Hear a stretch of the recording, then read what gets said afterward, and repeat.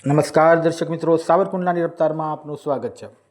ભાવનગર જિલ્લાની સિહોર નગરપાલિકાને આજરોજ ચીફ ઓફિસરની રજૂઆતને અનુસંધાને આજરોજ એક નવા જેટિંગની ફાળવણી કરવામાં આવી હતી અને તેનો ઉદ્ઘાટન સમારોહ યોજાયો હતો।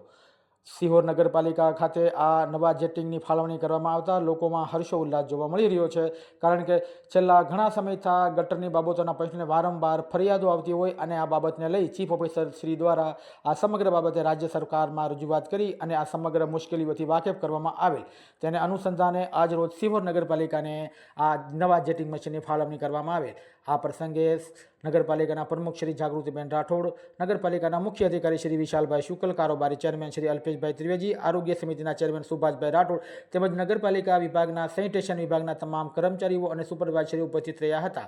તેમજ આ બાબતે આરોગ્ય ચેરમેન દ્વારા મીઠું મોઢું કરાવી આજરોજ સિહોર શહેરની જાહેર જનતાની સુવિધા માટે જેટિંગ મશીનની સુવિધામાં વધારો કરવામાં આવ્યો હતો। ત્યારે સિહોર નગરપાલિકા પ્રમુખ તેમજ મુખ્ય અધિકારી શ્રી દ્વારા તેમજ નગરપાલિકાના તમામ સદસ્યો, નગરપાલિકાના તમામ સદસ્યો આજે હાજર રહ્યા હતા અને નગરપાલિકાની સુવિધામાં આ જેટિંગની ફાળવણી કરવા બદલ રાજ્ય સરકારનો આભાર વ્યક્ત કરવામાં આવ્યો હતો।